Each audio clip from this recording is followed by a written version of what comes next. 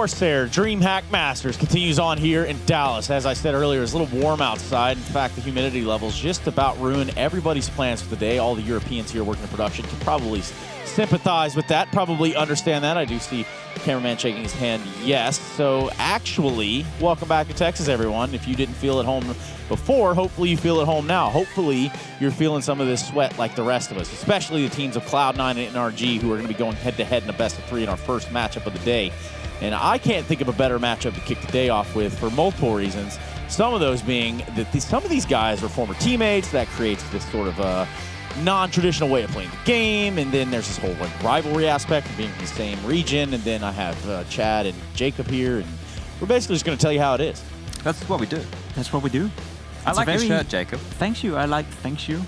Thank you. I like yours too. Serious, we're all complimenting each other today. Yours though, Trace, I'm not too sure about it.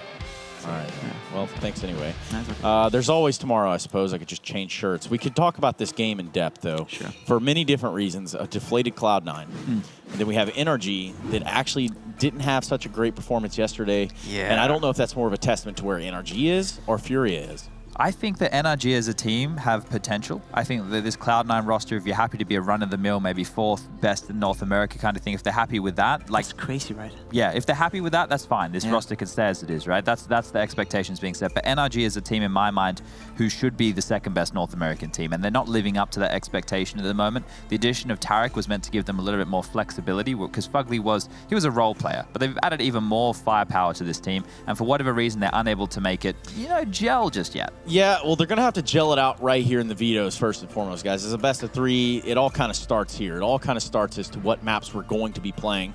And I guess we might as well just jump right into it. Yeah, and it would be nice if we could just stand here and say that Cloud9 have an edge in a veto against NRG, but I don't think that's the fact. I think it's the other way around. I actually think NRG have a pretty good edge coming into this one. Vertigo is a map that we will maybe not see. I think Cloud9 haven't really played it right, so probably they'll have to remove it because NRG have played it, but they lost both of their games. So if you're Cloud9 and you're facing NRG and you know that you suck, why don't go into a map like Vertigo? Definitely don't float it.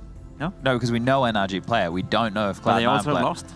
Yeah, I know, but like that would mean that Cloud9 must have practiced it, which out. They clearly haven't, right? They're banning it in the first phase in the best-of-3. That normally means it's your perma ban. That's the one edge you could have had. So now the question is where are they going to take this with the picks? Now, NRG losing on overpass to Furia yesterday, I don't know if that's going to act as like a kick in the teeth for them. I'm not sure if that's going to be a situation where they go, we don't want to go back to that. Maybe they want to go to one of their other maps they feel comfortable on, like a Mirage, something like that. But that also works out not too bad for Cloud9. I know that Cloud9 were, enjoying some Dust2 in recent times. It looks like they're going to enjoy it again today. And Train, that's going to be NRG's pick. Train makes sense. They won 9 out of 10 maps on Train the past 3 weeks. Overpass as well. Cloud9, they lost 6 out of 6 the past 3 weeks. So no matter what the third map is going to be here, I think NRG is going to take this 2-0. Oh, wow. All right. Predictions out here. Just spoiling alert. Just fly the rest of the video through. It doesn't really matter. Come on, Jacob. There's a method to these madness. Yeah, but I don't mind it will be Mirage as the third, right? So the reason that, we would give NRG such a big leap and bound forward is because if you look at the firepower across these two teams, sure, Cloud9 has automatic, but Cloud9, realistically, statistically speaking, only really has automatic, and then Cajun B chipping in as the 2nd highest rated player for this team. It's like everybody else is in a negative rating. What about on the NRG side, though? What are we thinking about these guys? Because they do have some performers. They do have some guys that can really get in there, get grimy with it, get dirty with it, and put some fire down range. But for some reason, they've started short here. I'm talking about Tarek, Daps, Breeze, Cirque, and Ethan. And the players that I'm looking at for sure would be Breezy and Ethan. You say that, but Cirque is the guy I feel has fallen off a little bit. Yeah. I think he was so good a year ago. He really broke out in 2018. He was definitely one of the best AWP players in North America. But this year, it's been okay, but it's not been up to the same level. So if he finds his rhythm again, and if he can get implemented his sort of like play style together with Tarek, being very aggressive, being very assertive, I think this lineup, as you said, have a lot of potential. But Cirque, to me, is the player that is missing a little bit right now. I think that they try and facilitate Ethan and Breeze more than what they do to Cirque, though, right? And that's maybe because the riflers can be more consistent, and AWPer can be hit and miss. It's very difficult to be a consistent AWPer. There's not too many of them in the world.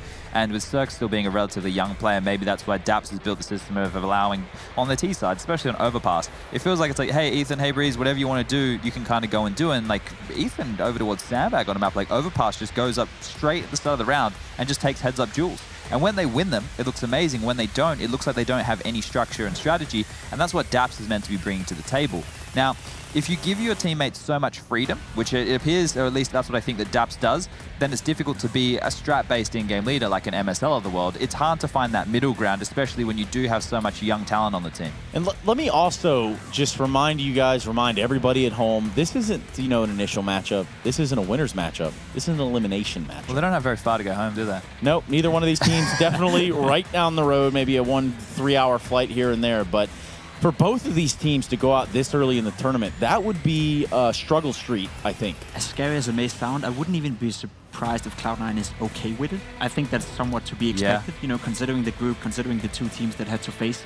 NRG is by no means an easy task. You know, neither would Furia have been had they lost against NRG. So Cloud9, you said it yourself right now, they're probably the fourth best North American Counter-Strike team. And if you listen to you say that sentence, how outrageous is that? It's outrageous. That's the problem, right? Because the bar for Cloud9 throughout at least my tenure as a player, the fact that they won a major, the history of Cloud9, they were North America's team. They were the winning factor in North America, right? Always, right? It went from complexity to Cloud9, right? That was the transition. Yeah. And then for the longest time, Cloud9 led by Sean Gers, we had nothing in there. We had Stewie, obviously. We had the team that won with Tarek at the Exactly. There's so much behind that. And that's why to see them fall so far, the critique is very harsh, right? But if you looked at this team and you looked at the individuals on it and you took away the name of Cloud9, then you'd be like, yeah, it's a run-of-the-mill Counter-Strike team with a star player. That's what it is, right?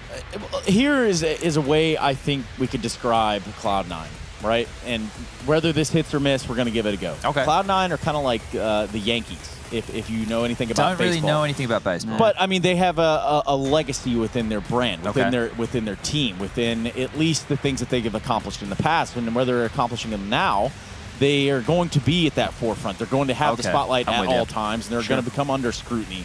The problem is when you don't turn that scrutiny into performance. Sure. You know, because right now, this is flat. Listen to this list of teams that this Cloud9 roster has had to play against because of formats like Blast where they're invited to, right? This should be one of the last tournaments that Cloud9 are invited to, unless they go on some miracle lower bracket run. They need to have to grind through qualifiers like the rest of the world now. So here's some of the names. This is in order from the beginning of this roster coming together. Lost to Astralis, Liquid, FaZe, MIBR, Na'Vi, INTZ, ENT, NIP, Luminosity, Fnatic. Their only wins have come against teams like Envy, Bad News Bears, Giant, E United, Infinity, and Ghost, right? That's their only victories. They did beat Luminosity, who they've lost to as well in different series, but those names, they don't strike fear into the heart of anybody, right? Like they're not world-beating names like we've come to, know Cloud9 to be able to do.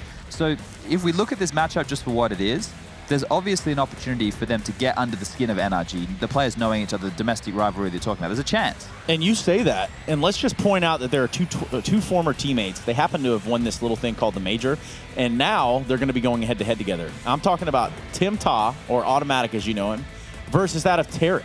That is the ones that I really think we're going to have to highlight here just a little bit. For sure, and Automatic have been the one shining point within this Cloud9 lineup. No matter how much they've struggled, no matter how bad they've been playing, he's always been up there with some of the best players within the North American region. I think it's a little bit of a shame to see so much talent being wasted on a team like Cloud9, to be completely honest with you. I think he could easily be fitting in a team like Liquid or NRG for that matter as well. But right now, I see him as a wasted prospect being in Cloud9 until they find some way to facilitate him a better team and better teammates. Otherwise, they gotta let him go and let him sort of like fly around and be that bird he can be. Yeah, and it's a tough pill to swallow, right? I don't know about letting him fly around. If I'm Cloud9 and that's my one saving grace, I'm holding on to him. Yeah, 100%. He'll be my mantelpiece. And that's my problem, right? Because we talk about him being so well playing for Cloud9, but it's not like he's winning games for them. He's not good enough to be a symbol for Cloud9. But you build around him. Yeah. Sure, but have they done that? No, they haven't done that, and you are exactly right. What you can do in chat is get involved in the vote. That's using hashtag NRG or hashtag C9, depending on how you feel today, what side of the bed you woke up on, and what NA team you're pulling for here. The fun thing this is, with the amount of votes we see come in for Cloud9, we can see how many Cloud9 fans we just upset. Oh, yeah. That's basically what this metric's going to be. I got a lot to lose here, Chad. But just with that head-to-head right there, for the reason we're hyping Automatic up so much is he's the highest rated player with Cloud9 with this 5, right? He is the most valuable player in this team as far as the more team-based stats that HLTV.org record. So the flash statistics, he's the most efficient at that. Opening kills, he's the most efficient at that. So what is he literally doing everything? Because he's the primary AWPer for the team as well. He even plays a role that is not necessarily his strongest, right? Yeah.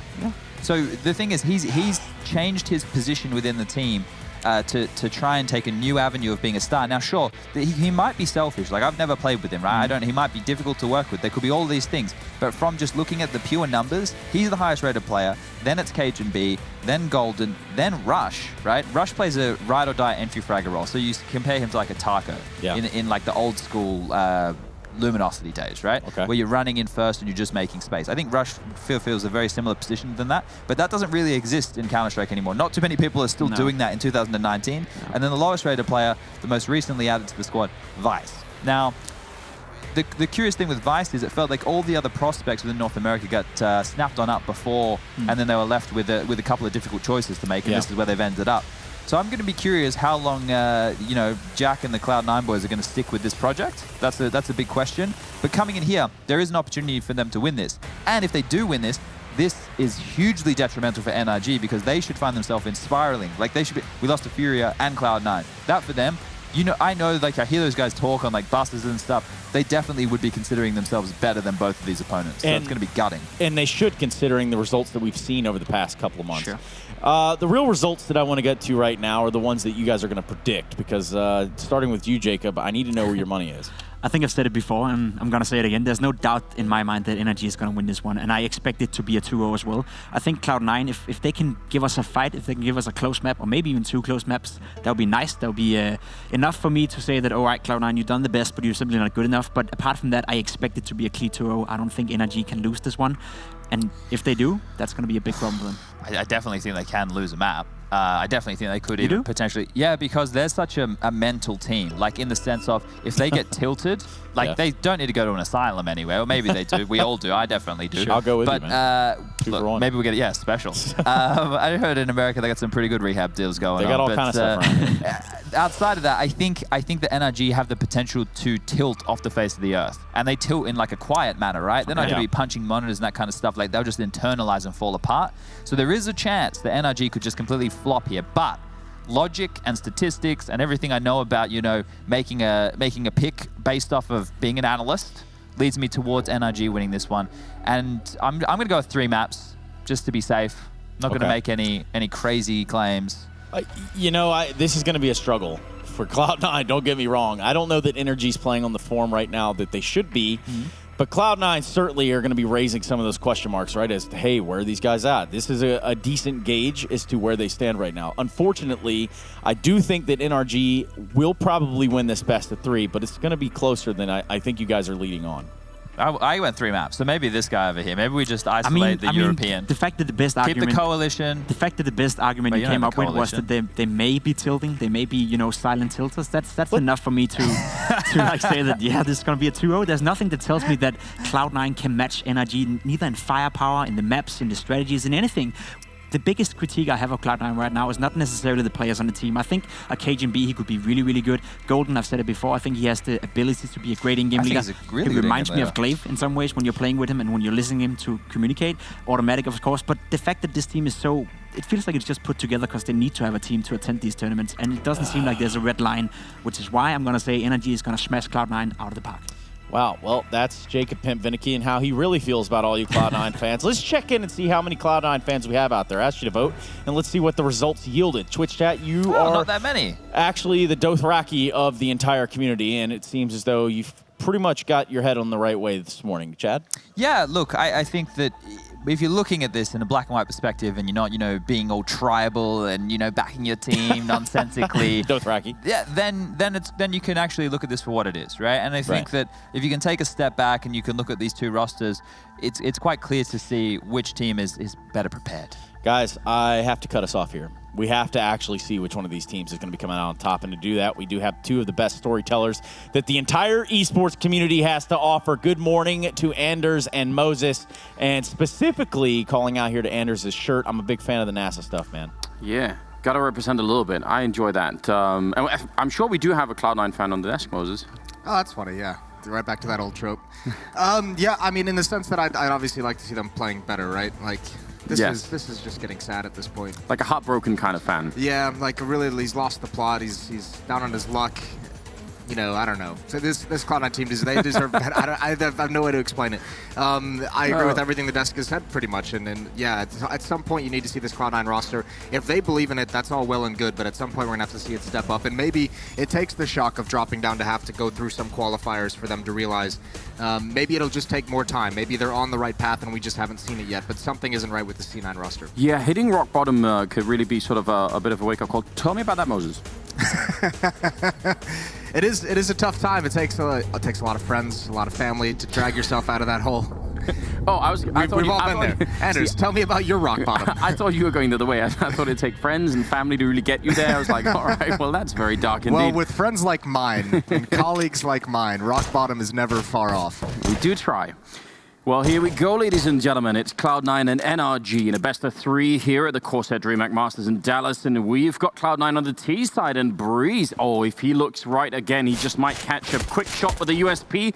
He's being very aggressive with it. He's got really not that much backup in here, but I kind of like it. I like the style. Yeah, he had some teammates behind him to help take those fights long range if it actually presented itself, but it is an awkward angle if they do push out mid. Great kill from Ethan. They didn't expect that follow-up. Rush is on the floor. The rest of Cloud9, 3 members trouncing up long here. The smokes to cross over. Double smoke, using the flashbangs as well. Cirque's going to be forced off catwalk.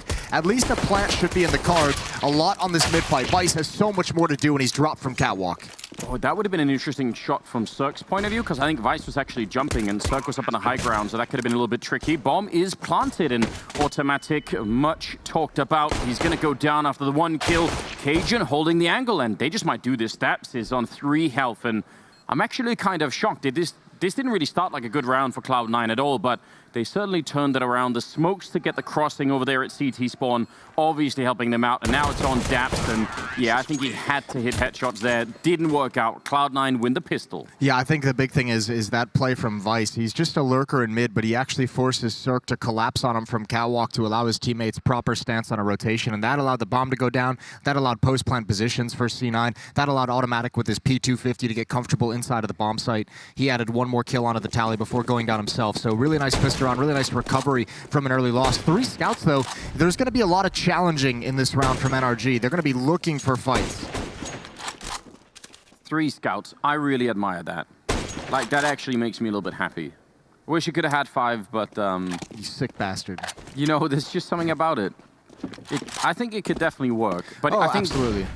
All you need is for Cloud9 to slow play this round. Like, the slower they play it, the more they're gonna be, you know, in the range of this. And oh my god, Turk's gonna take this fight all day. He's fine with it because that headshot angle in towards pit, and obviously a little bit of safety with that box. Now getting spammed down, gonna drop a smoke, stay inside the site. Hopefully his reinforcements can help him out. He had 1 kill before he falls. Cirque with the scout as well, gets a tag, but can't complete any of these kills. And I think the big thing with 3 scouts, they just did not get enough tags on the way into the bomb site, but still fighting for everything is NRG before it's taken from them.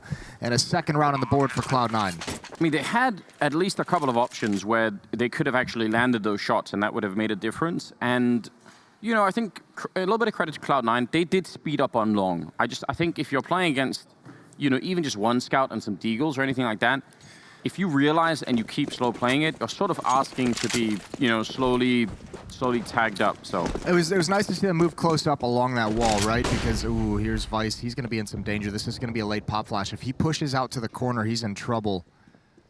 Well, they don't know. He hears the footsteps though, so he's got the information. If Cirque can also wander into his crosshair.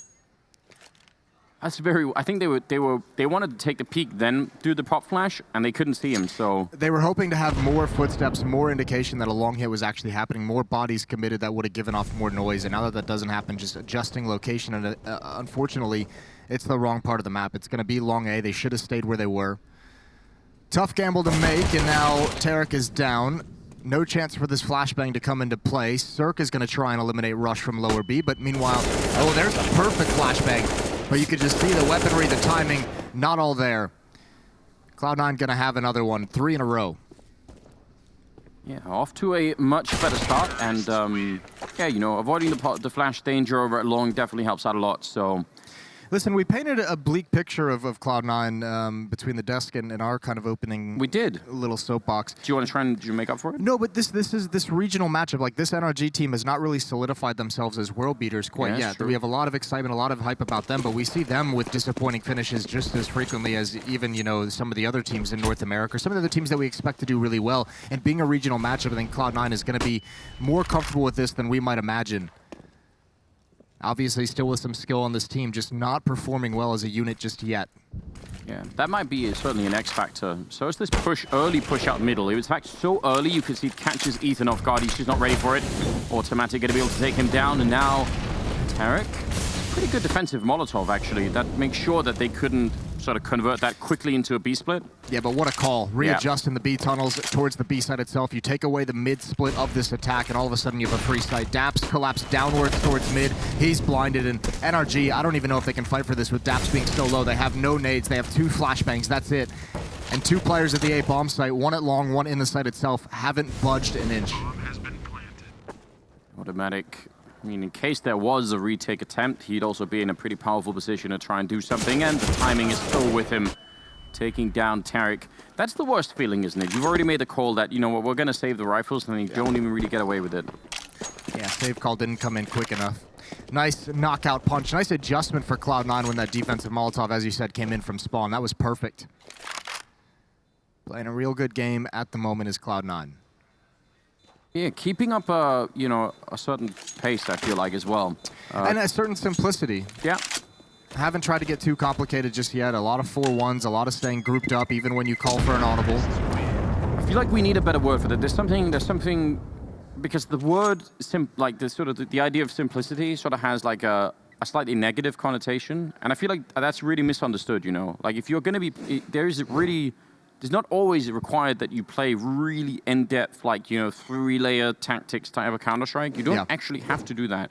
So it's like, sometimes it's great, like, to see people just do fundamental things, but do them well. I enjoy that. Well, so going to be taking down Rush, and almost could have had that follow-up. That was very close. He's going to be falling back instead, and I think that's a smart move. No reason to stick around on that long corner. No, especially when you start seeing how much dedication Cloud9 is putting on it. So at the very least, Cloud9 sacrificed Rush. They're able to gain control of long. If they had lost Rush without getting control, that would have been the nightmare. That would have been the disaster. And once again, have a very similar situation to the pistol round. Vice in middle, although now Automatic and the bomb carrier of Golden are falling away from long. They could walk right into a stack. 3 players, 4 NRG close up on catwalk. One's going to be down in CT spawn, but ready to walk up the ramp if they need help. There's a lot of defense here. This definitely won't be easy. Cirque could definitely get a free kill. They are going to try and set up for a bit of a Molotov to force him back, but actually it lands a little bit too much forward. He's still going to miss the chance, although there will be a reply for Breeze there. So they get a little bit out of it. They funneled him right into the pit player. They're trying to force him back into the arms of the pit player. Good save from Tarek. Oh, but Vice, 2 important kills. The bomb site is open. Why did they boost in the middle of that push? That seems like such a dangerous move to try and do. I think it's because they didn't want to expose themselves. They realized the danger from long as well, that they didn't have control of it, and they wanted to get up into the bomb site, but it's a disaster of another sort. Definitely is. Vice is finally going to be going down. That leaves Cajun. He has got a Molotov. They have a smoke as well, and that's obviously really big news. See, they're going to go for a bit of a peek, and they should realize by now he's down here. They're going to smoke it off. That makes the Molotov completely useless, tapping away, but he's actually at a very deep angle. The fight is already happening, and Cajun not able to connect, and that is a good retake for NRG, picking up their first round. Really nice job just to get the plant, though, for C9. That was a battle the whole way through in a 4-on-5. Good job from Vice, following up late.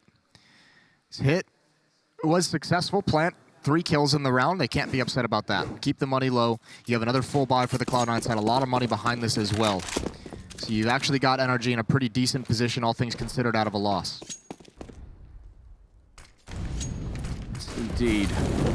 Smoke on the headshot box there to cover anyone, you know, taking a bit of control on catwalk, which actually nobody from NRG is there, so they can't really confirm at this point whether or not anyone is there. Wonder if they're going to try and play for some information elsewhere, because otherwise they're actually very much in the dark at the moment. They have 2 people on B. They could definitely go for a push there, just to get some kind of info. because otherwise they actually don't know anything about the map right now. Oh, Yeah. there we go. This is NRG doing two things. They're calling the fact that Cloud9 haven't really emphasized the B bomb site just yet, just that one round where they were supposed to be a mid to B split, and also some safety net for Cirque's aggressiveness, because now you can see him moving back across the map, trying to get that AWP in a new position, but the hit is going to come in towards the A bomb site just a bit too early. Here's the flashbangs. One player at long.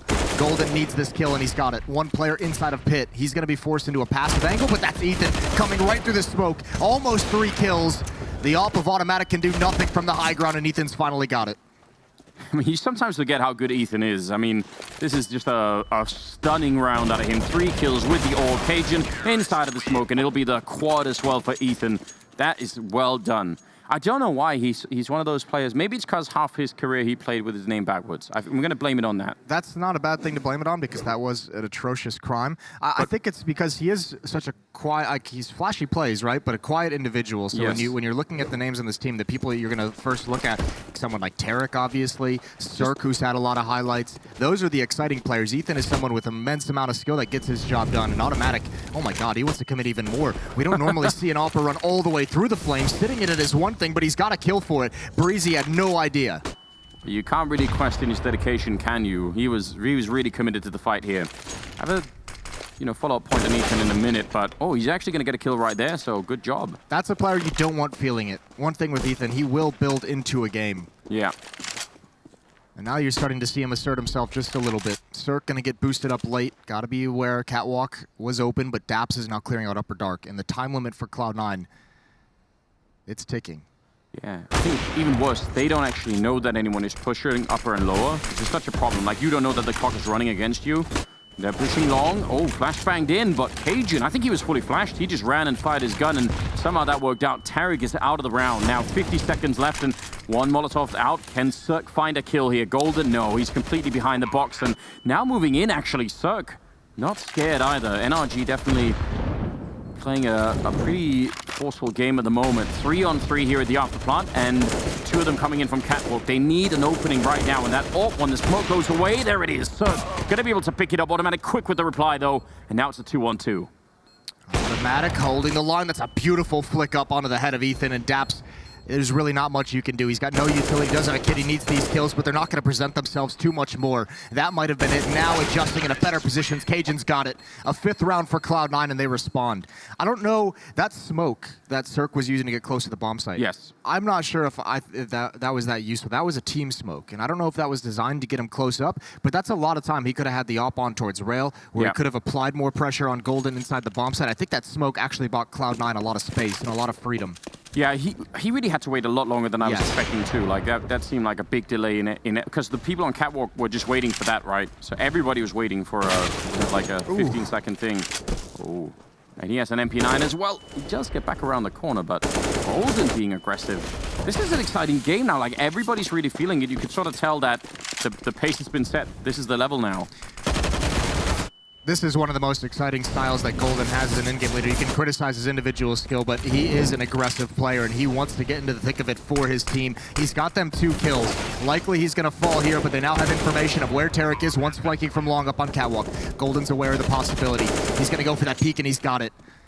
Golden is phenomenal in this round. A knockout punch delivered by the Swedish in-game leader. Yeah, I actually think you would be crazy to criticize Golden's individual ability unless you mistook him for someone who had to play the role of the star player. Like, then sure, like maybe you'd want somebody else in that role.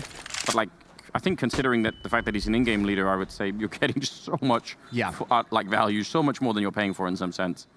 Listen, we don't do this a lot, Moses, but I feel like we could like, give ourselves a little bit of credit, like give ourselves a little bit of pat on the back, because I think we started like the crusade to have Ethan change his name.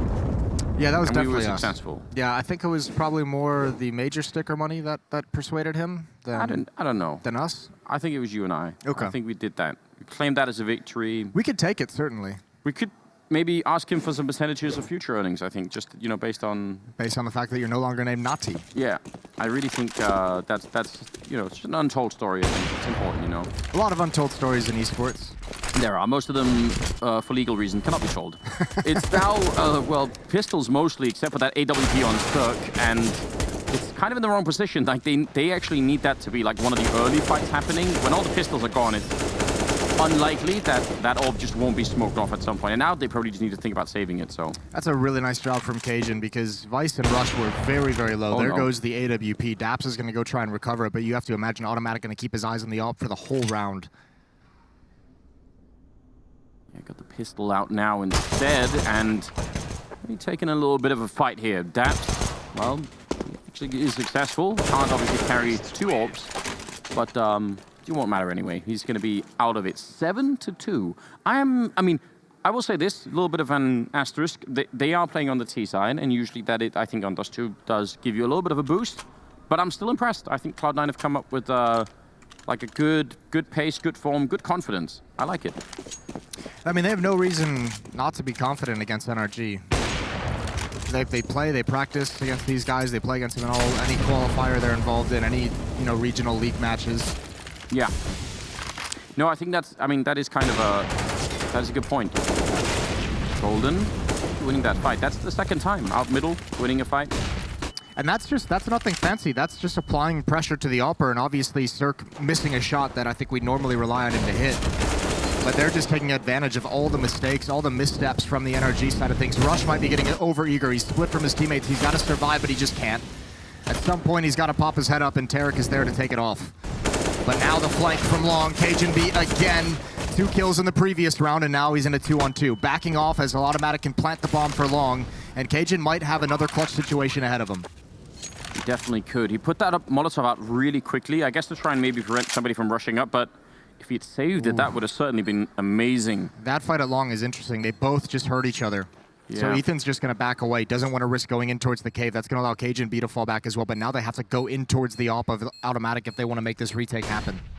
He's so good with this weapon. Definitely wouldn't underestimate him. And he's actually going to go down to Breeze. That was a pretty good peek right there. Now Cajun low on health, down at Long. He's going to get the kill, but not enough. And Ethan will turn around with the defuse kit as well. He's going to have the time for it. So 3rd round for NRG. I really think this is important. I think they've been sort of struggling to pick up rounds. They haven't, well, they put 2 rounds together early on, but they haven't had any consecutive streaks. So they haven't had anything clean, which means after this bye, it's going to be very, very low money for the NRG side. So Cloud9 have a chance to really shatter this economy, maybe force another half-buy round.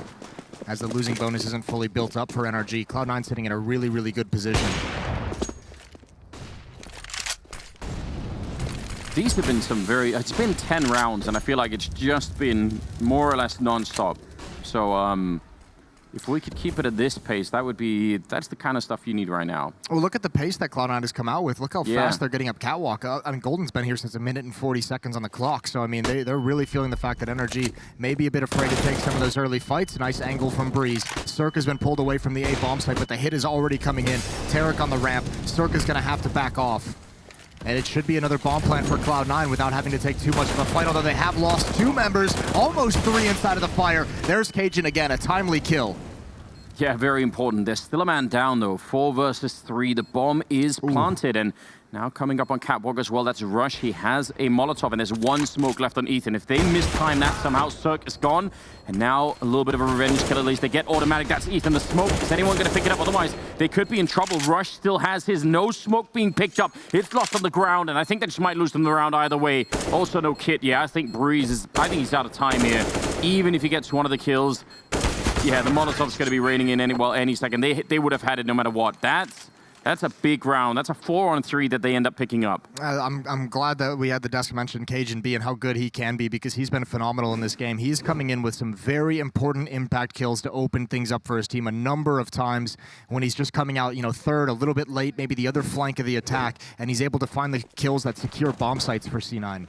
What's your feeling on Cajun? Oh, maybe they might be rushing long, so maybe hold that a little bit. Yeah, they're going to go straight for it again.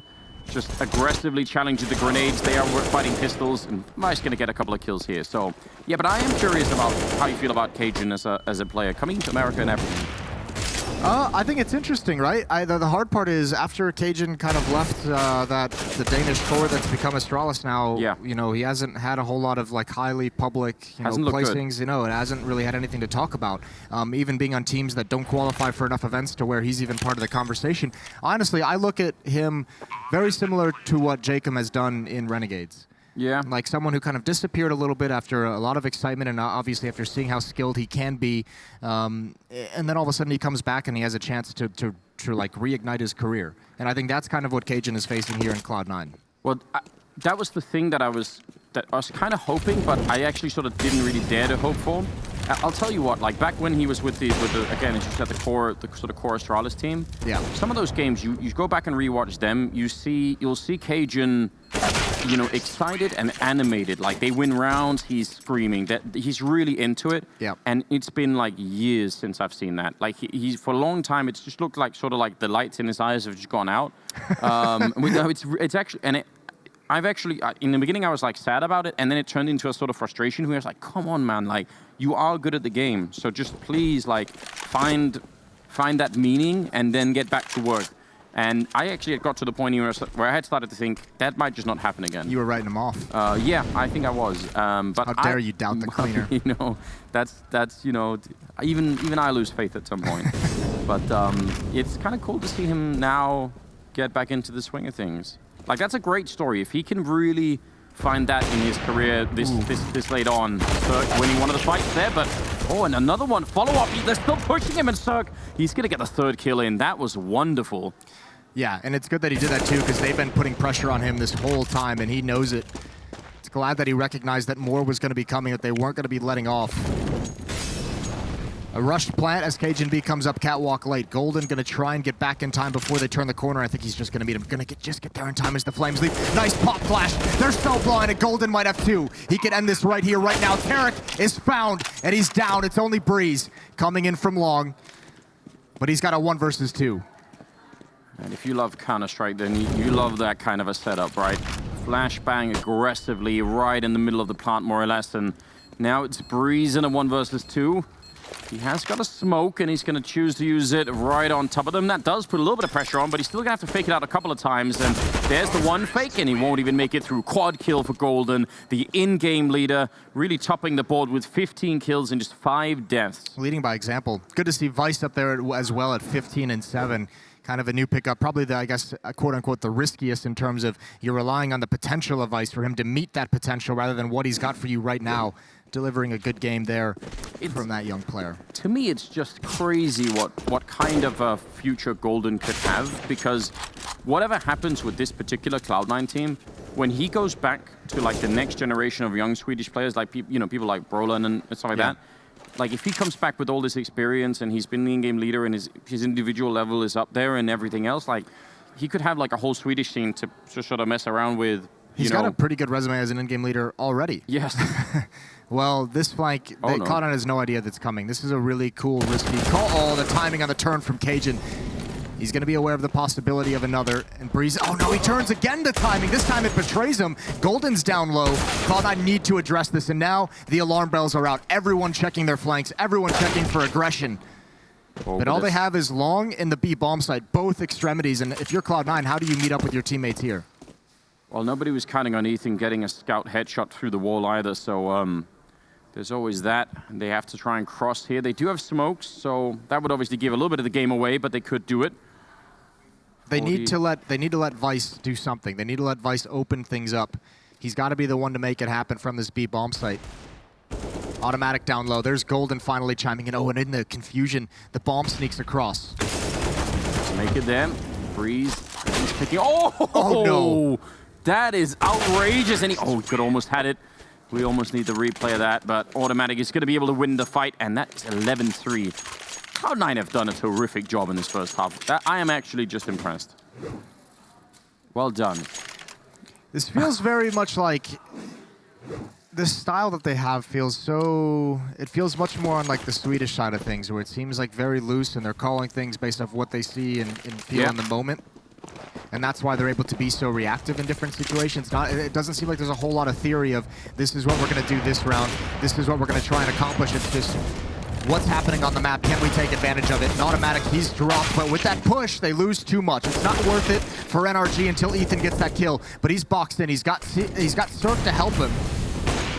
And the timing shot almost lands, but another 3-on-3, and Rush can't find the opportunity. There was a lot of madness in the middle going on in that round. But no, I do agree about the sort of the Swedish style. It makes you think maybe they've had some, you know. Well, there's always been conversations when they've done interviews between having Flusha and Golden calling for them. Flusha wanted things to be much more slow and methodical. Golden was much more fly by the seat of your pants, a little bit quicker, a little bit more fluid. And it seems like Golden is, you know, simply taking over the reins. I see this boost fail so many times, and I'm excited. Oh, he got it. What, you were hoping for the fail, were you? I was, You're yeah. a terrible human being. Think about the... Nothing like a failed run boost right into the crosshairs of an alt. I mean, they are quite far ahead, so I guess they could maybe deal with it. Cajun could easily be shot through this car. Those windows don't provide any kind of a cover, so if somebody takes that shot, that's going to be bad news. Well, they cleaned it up. That was easy. No problems at all. So they get a 4th round, or actually, yeah, they do it. Oh, well, it's fine. They have time. Ethan would have had a kid anyway. But yeah, so they get a 4th round in there, but this is doesn't feel like they got half. 4. It was a big enough. It felt like it was so dominant for C9 that they didn't even get to 4. Either way, we're gonna send it over to Frankie for halftime insight. I've run here to the A LAN just to check out the teams and see how they're feeling, and it's actually unusually quiet for such an aggressive game. NRG managing to pull one back there, just really by the skin of their teeth, because personally I fully expected that A plant to actually be pulled off, but obviously, yeah, Cloud9 couldn't quite pull that one out of the bag, but they're going to be feeling pretty confident going to an 11-4 half, although they're not really talking about anything at all right now. So let's see what happens. Can NRG bring this one back after the break?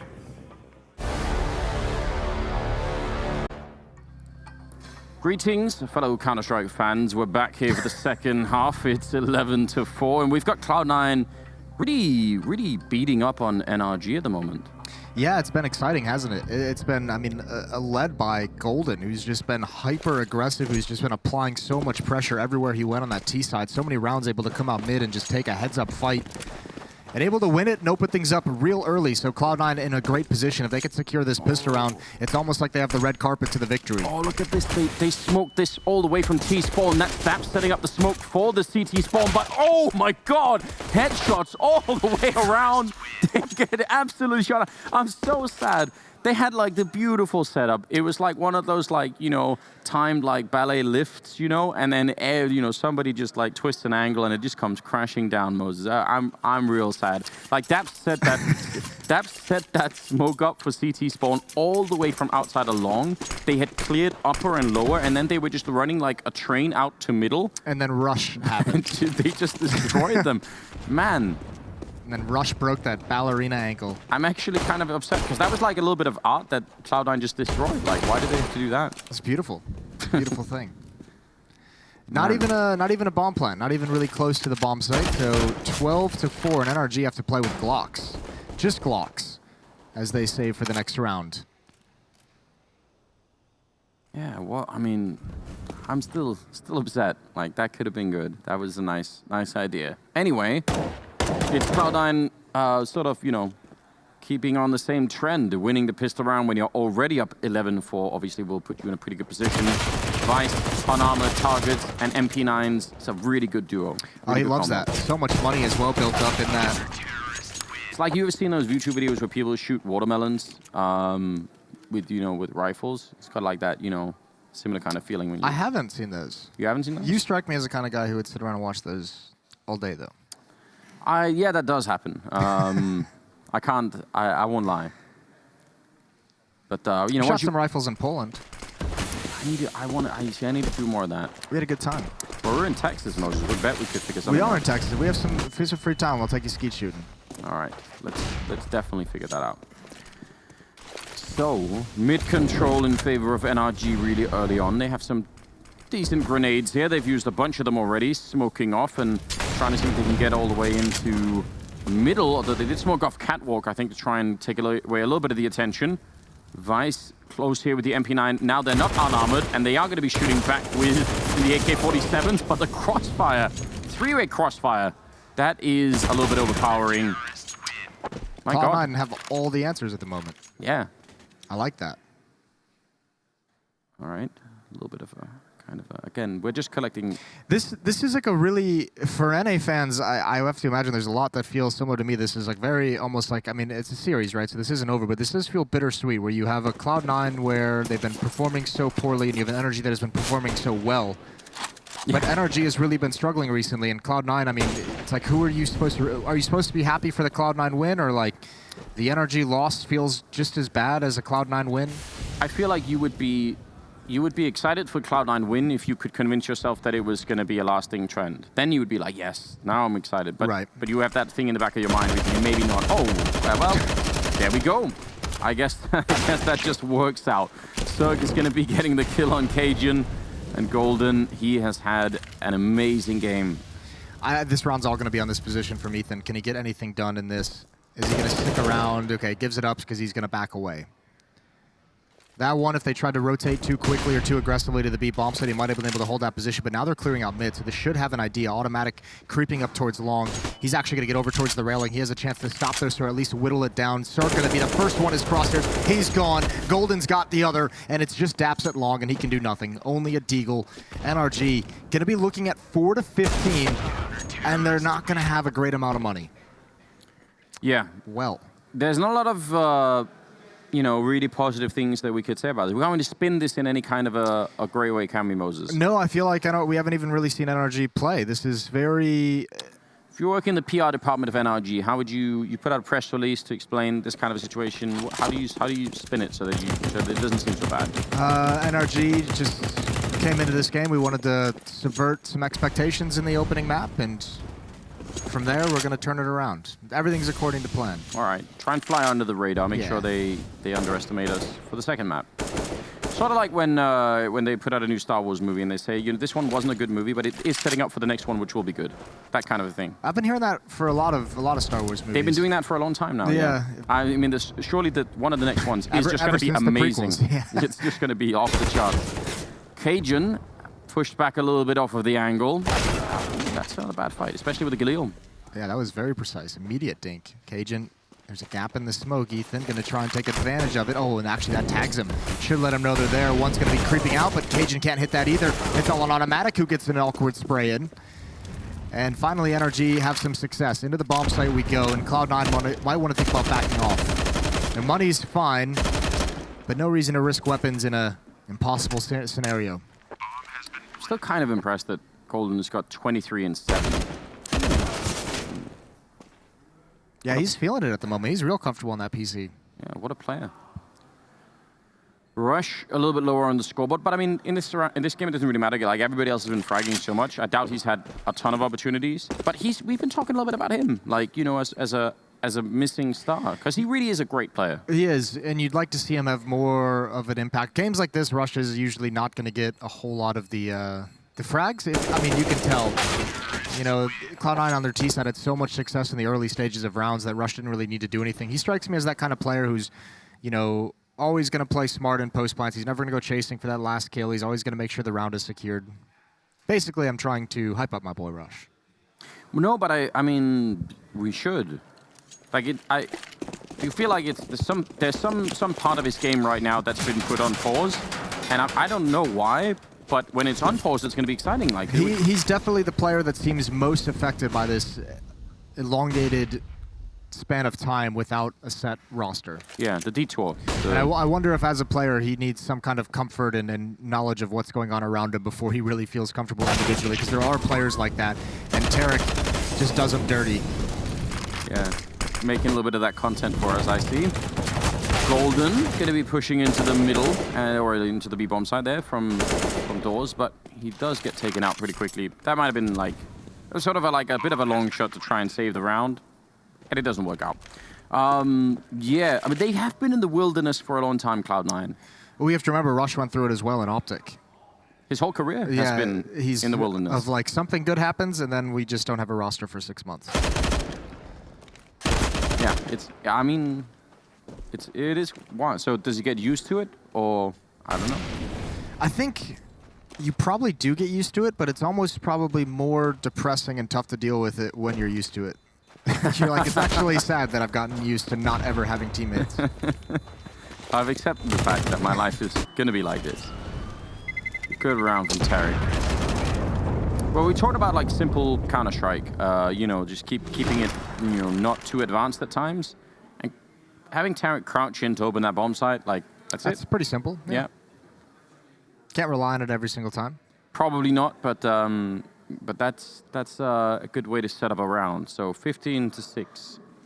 What's the forecast looking like for a comeback, Moses? What have we got, you know, on the horizon? I think the comeback still looking unlikely, and our server conditions are not appropriate for a comeback just yet, but we are starting to get into a scenario where a comeback can be discussed. All right.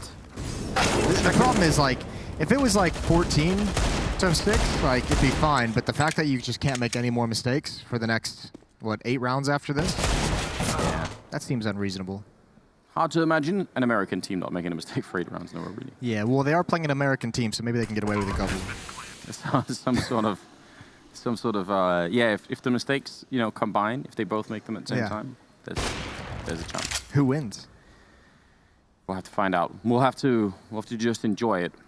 I will say this, I mean, you know, there are some games that we end up watching like this that are, you know, seem one-sided, and then they sort of like drag out, and every round is like a slow and considerate one, and, you know, like everyone's thinking about everything that's going on. I like this. This has been like, it's 15-6, but it's been action-packed, you know? It has been. I'm not complaining at all. Yeah, that first half was great. Cloud9 was not taking their time whatsoever. The bomb obviously going to go up. Nobody's going to be finding Rush, and nobody's going to be finding much of anything. Diffuse kit, maybe? No. No? All right.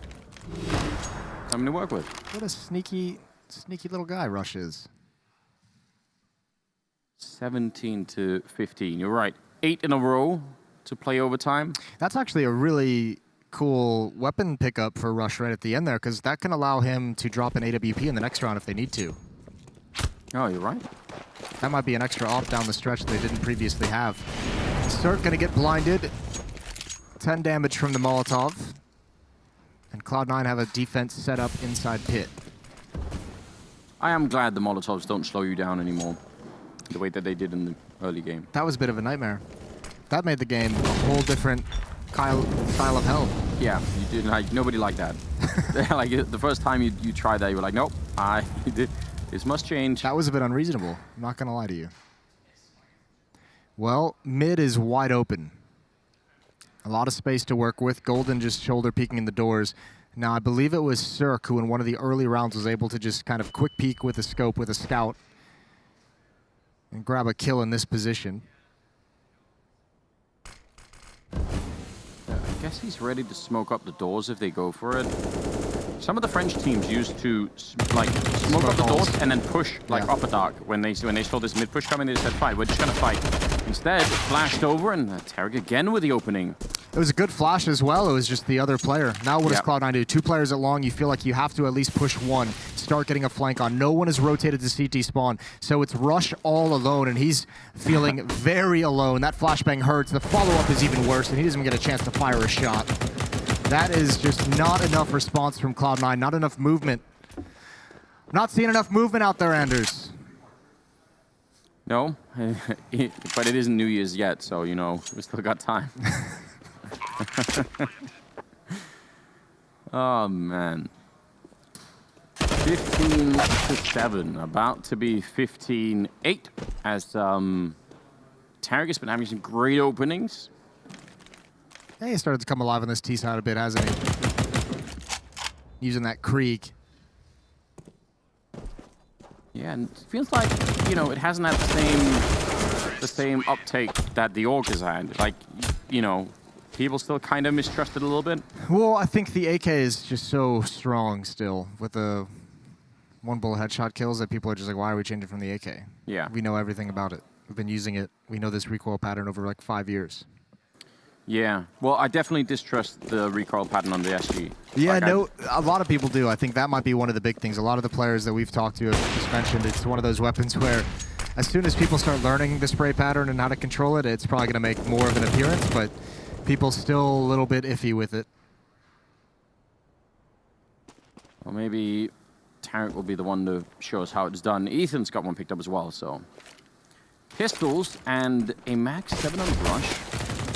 I don't mind that at all. They're going to be pushing up right in front of the pistols here.